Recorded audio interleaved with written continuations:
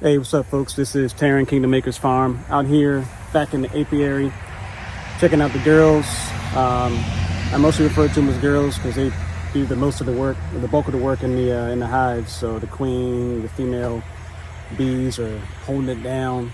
The dudes in there kind of chilling out, just waiting for mating time for the most part, and eating up all the honey. So for the girls, give them props in the hive. They are putting in work.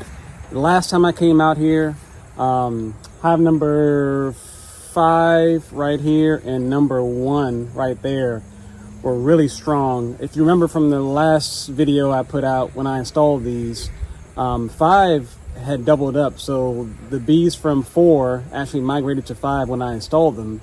And so, you know, they got off on a good start, which is crazy. And this is, you just never know, right, how things will go, right?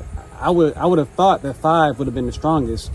Comes to find out, it appears to be number 1 that's the strongest, when 5 had the head start. I mean, that's the whole thing in of itself, right? Just because you got a head start doesn't mean you're gonna be the best, right? Like, so they had a head start, doubled up, had double the amount of bees, but the ones back here built out way faster on the super, which is the top box that we're gonna start pulling honey from. So I'm gonna take a look at them.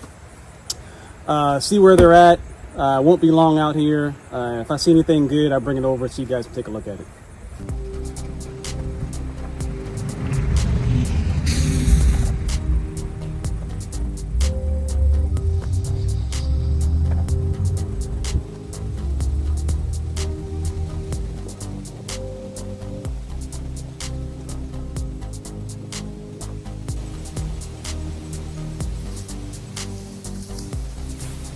Yeah, so don't know how well you'll be able to see it. The sun's kind of behind the camera. So this is what we want them to do. I mean, you can see how clean they built it out.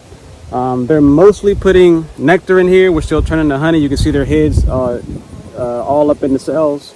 So the girls are going out, drawing nectar and putting them in the cells. Once it gets a certain bit full, they fan it, dry it out a little bit, and then cap them off. And so still a good ways to go on these, but they're making pretty good progress. You can see they got some pollen in there too, so the darker cells, the pollen from the various flowers are foraging from. So pretty good. Given the season and we're getting near time for me to go ahead and, you know, preparing for winter, I don't even know if they're going to cap all of these off. So I'm going to leave them. I'll come back in this hive maybe in another 2-3 weeks, because that's about the time I'm gonna have to come out and start preparing them for winter. End of September, I'll probably start doing that. So looking pretty good.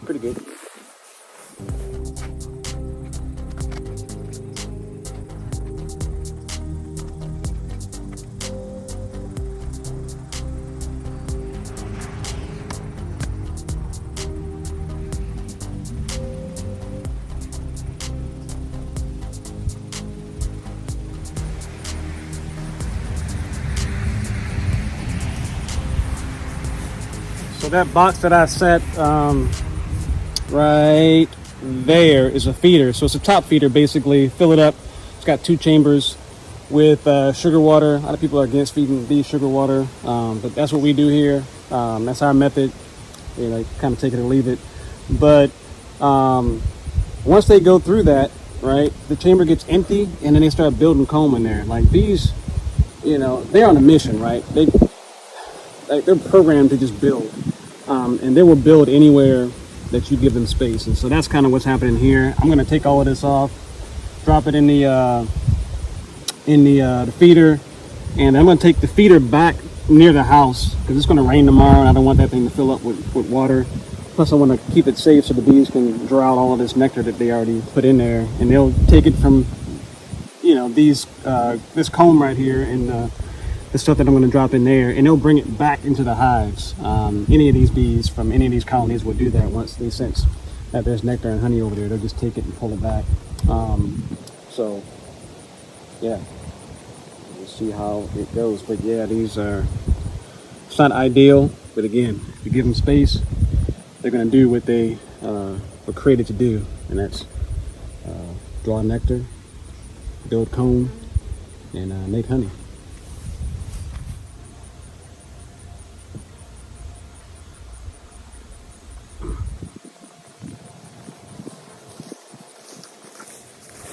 Again, the feeder here, just gonna get a good angle. So you see there are 2 chambers. Just fill it up with sugar water. It's got a little float on the top, and it rises up to the top so the bees can land on, and between the cracks they put the little tongues in there and just drink the sugar water. But again, I'm going to take this back to the house or near the house, get it away from here, and they'll continue to eat on it and take it back home.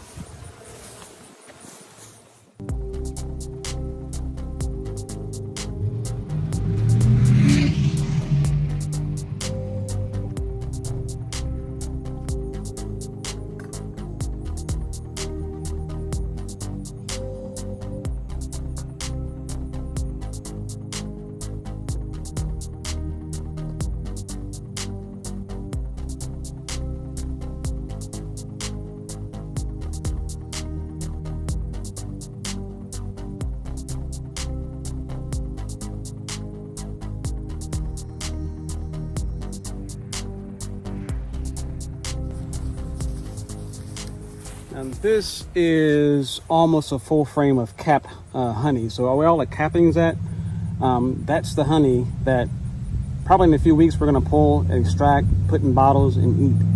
And so they're finishing it off. And you can see the golden color of the nectar here. In the other ones, it was a bit whitish. That tells you it came from sugar water pretty much. When you see that dark golden color, typically that's a sign that they're drawing from good nectar, right? But anyway, yeah, so this is the hive I was telling you guys that growing like crazy. So Hive 5, which started off with twice the amount of bees effectively, are not even near this. I think there's 4 frames that are like this in Hive 1 and almost none that are like that in Hive 5. So yeah, this is very good. Typically, you won't get a harvest of honey the first year. Typically, you're focusing on keeping, stores for the bees and whatnot. I think we're in a good space where we'll actually have a few frames of honey, and we'll obviously be able to leave some in there for the bees so they can make it through winter. Have some food for them. This is good stuff. Happy about that.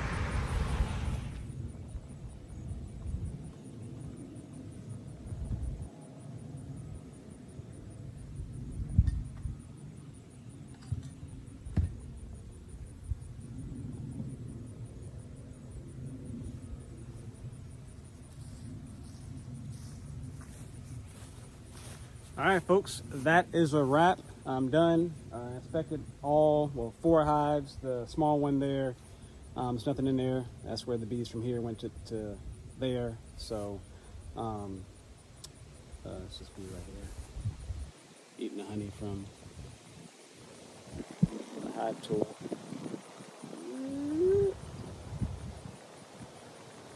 Getting a grab on. Yeah, so inspected all 4 hives. They all look great. None of them are being fed anymore. I'm just letting them finish off, getting what they can draw from what they can draw from whatever's out there. Goldenrod's out now. I can see some over there actually. So there's still some nectar out there to be drawn. She's still hanging around. It's okay. You can have it. Yeah. So I'm done. Maybe I'll come out late next month when I'm ready to start preparing them for winter. And what I'll do is I'll extract some honey for us, some frames of honey for us, and we'll process that, spin it up, drain it out, and then reduce all of these to just 2 boxes, the 2 big ones or the 2 deeps, and that's the brood chamber basically. Make sure they got stores, and then I'll do an external feeder near the house, just so they can keep bringing nectar and whatnot.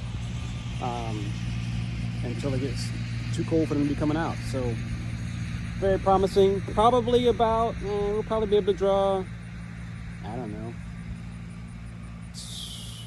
20 to 30 jars of honey from this year, which is really good for the first year, and still leave them with some stuff to have food to have for the winter. So, we've always believed that this place is and will continue to be a place of abundance, and it is showing up right here. Where we're getting, like I said, 20 to 30 pounds, 20 to 30 jars, 51-pound jars of honey the first year, without sacrificing what the bees need to survive. So, really excited about that place of abundance. We've seen it. We see it here. We've seen it in some of the produce we've grown. And so, what the Lord has shown us, we are already seeing it come to pass. So, really excited about that. So, yeah, that's it. I will see you guys next time. Hope this video was a blessing to you. If you learned something, share some comments in the comment section. Let me know what you think.